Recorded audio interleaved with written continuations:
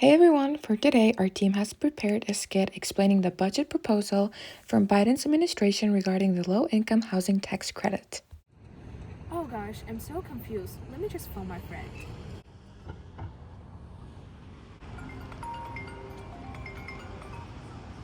Hello? Hey Bob, this is Lily. How's everything going? Hey Lily, I'm great. How are you? Not so good. The low-income housing tax credit program is driving me crazy. Every time I think I have figured it out, there's always another layer of complexity. I know, the new provisions are so complicated. That's why I hired a team of CPAs to help me with all the changes. If you have time, you should stop by my office later and I can introduce you to them. Sure, that would be great. I'll head over now.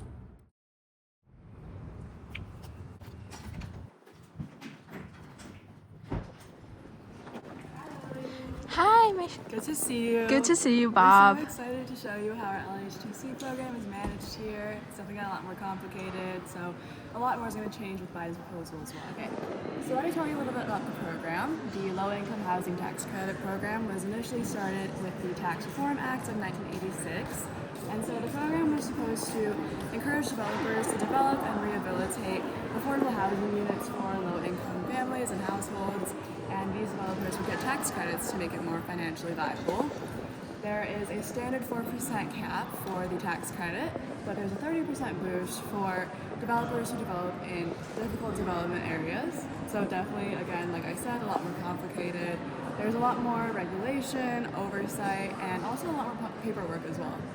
Yeah, the compliance cost and the regulatory burden just kept increasing, making it harder for developers like us to deliver affordable housing. And with all these new regulations, I'm lost when it comes to how to structure our finance, maximize our tax credits. So I'm very confused about this. Yeah, so fair. A lot of our other developers have been really confused about it as well. But let's go this way and I'll show you 4 of our CPAs.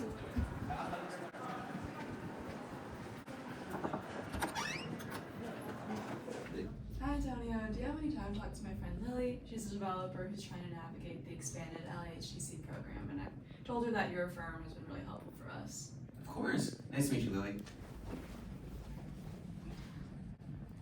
Hey Antonio, nice to meet you too. I'm very confused by the new program, so I will dive right into the questions. I've heard a lot about Biden's new initiatives for the low-income housing. We're considering a few new projects, but I need to understand how these changes will impact us, especially on the tax side. Can you walk me through the key updates?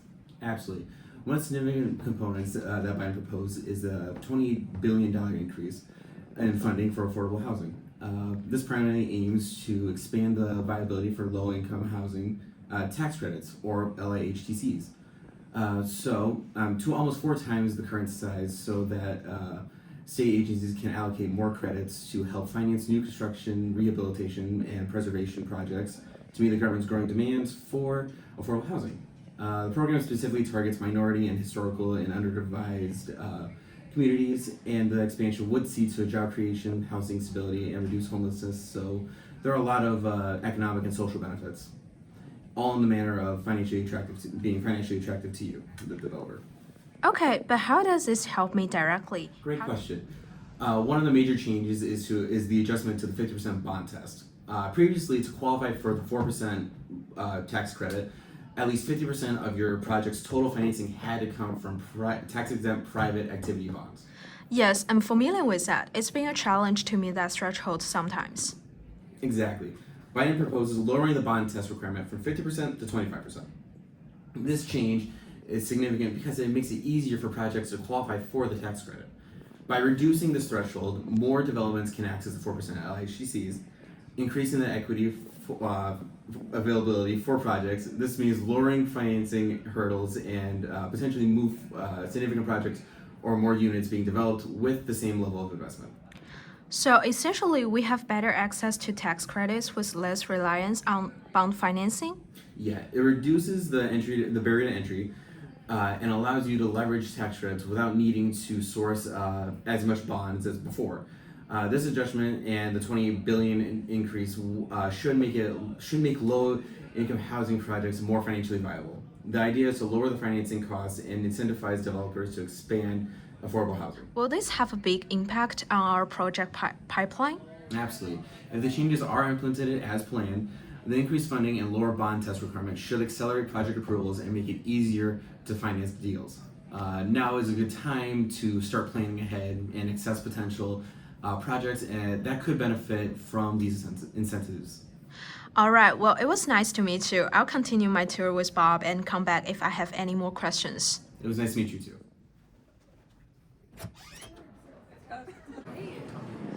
Where's Bob?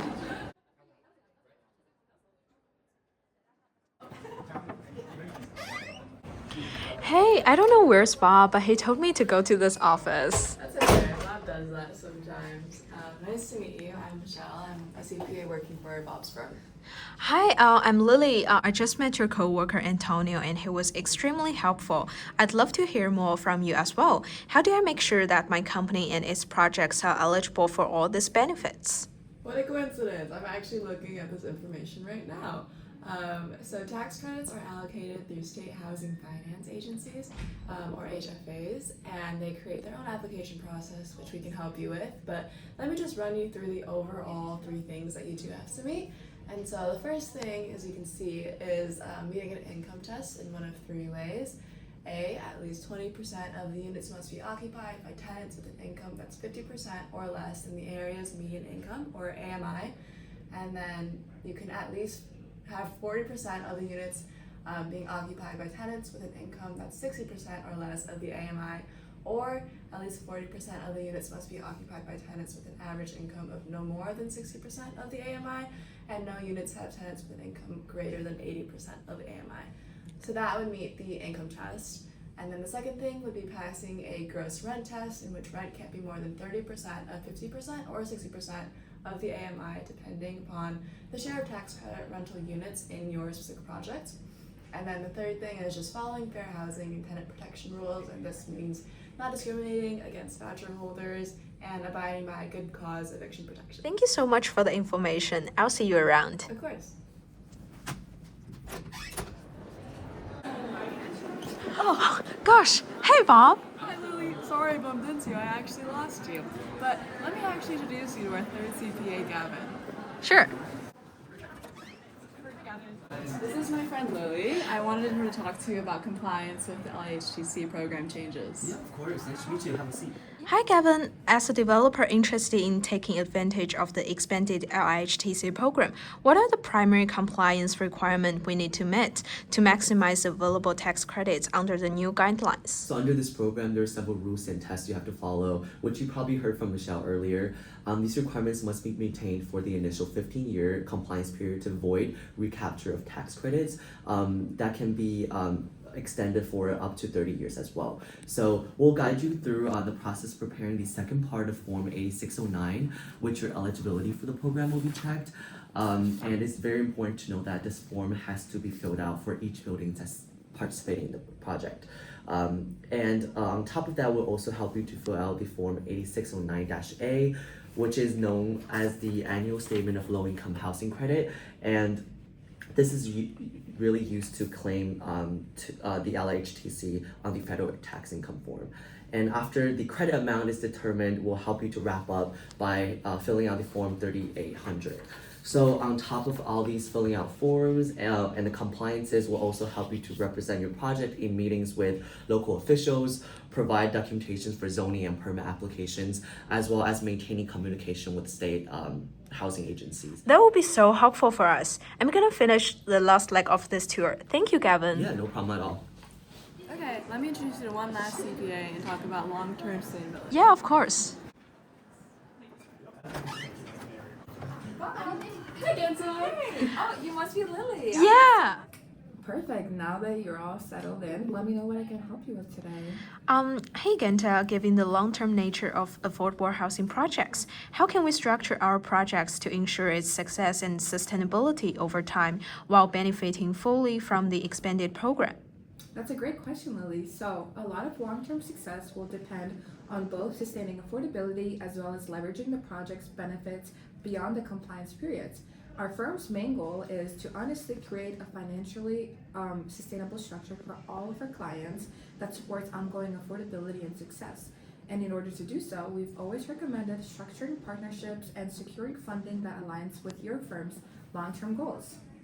Now, with the bond financing threshold lowered to 25%, you have much greater flexibility to combine tax-exempt bonds with other funding resources such as the Housing Choice Voucher or the Community Development Block Grant.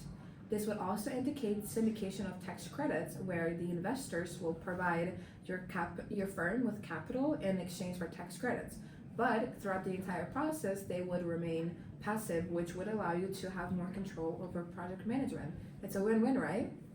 I'm sure you agree. So, Yeah. Lastly, with the expanded LIHTC allocations, prioritizing projects in underserved areas will become an area of much higher importance. Doing so will ultimately enhance your eligibility and secure the additional funding for the 30% boost available for the difficult development areas. This will aid both your initial capital needs, as well as your long-term community impact. So we will be there with you every step of the way. We will help you prepare a financial strategy, prepare your financial statements for agency review, and lastly, and most importantly, position your project for long-term financial stability. Wow, this information is incredibly helpful. Thank you, Genta. Of course, I'm glad I was helpful. Oh, what are they doing here? Oh, hey Lily, you're still here. Yeah, hey guys. Hi. Oh, perfect timing. I wanted to thank you all for bringing me around the office and telling me so much about the new changes. I'd love to extend our engagement with you to advise us on the LIHTC tax compliance moving forward. For sure, we would love to consult with you guys. By the way, I'm very curious about how you guys become so knowledgeable about this topic.